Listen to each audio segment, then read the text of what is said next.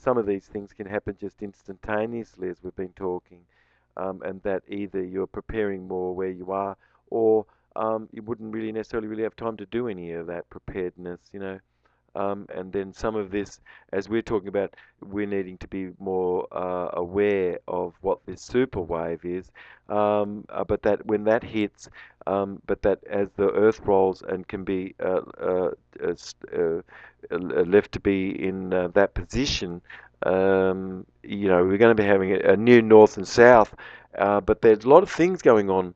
The canary can really be first that you have an ability to be able to navigate your way back home if you're up in the air, and then all of a sudden, um, you know, your positioning and things geomagnetically it can have not be showing where true north and south is. You can be wondering where you are in a fog and stuff, but that planes will be in the air.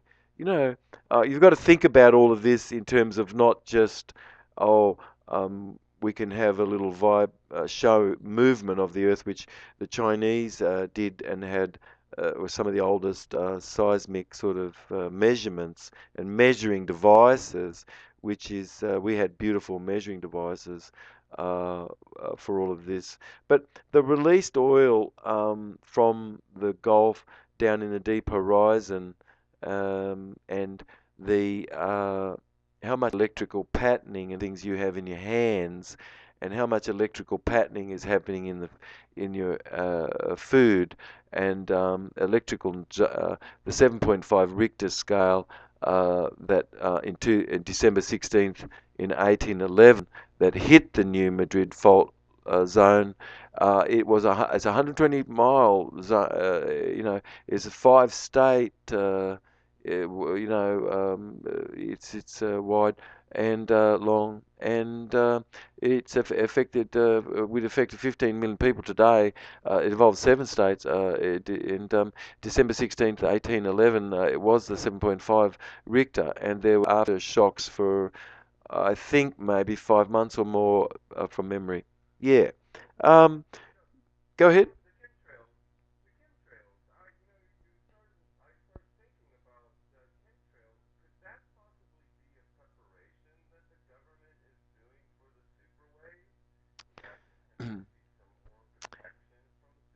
I think it's funny that anybody would think that something fanciful like that could occur. The chemtrails are mining water and harvesting that. We've been talking about it. And then there's multi-prongedness of those trails. Of course, eugenics, and then extremely dust and dirt and filth of but we're going to get into a synthetic biology. But I just want you to know that first, you must know that water is being traded, and derivatives and agricultural product is being traded as derivatives. You have a global financial serious crisis, and investors are very nervous about the rescue plan and all of that sort of stuff. You know, that's going on in these countries. But you've got stockbrokers all with their hands up, you know, doing what they can to give people four fingers, pulling in their thumb.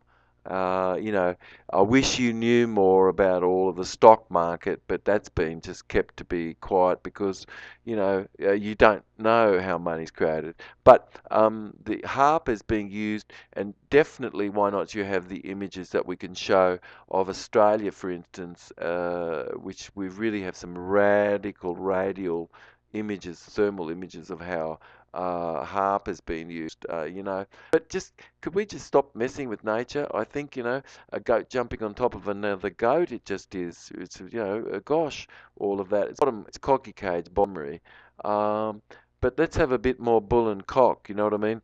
This is the age for this, actually, you know, we need this. But the situations that are on the earth at the moment in New Orleans and people there and in these regions, like even where I am,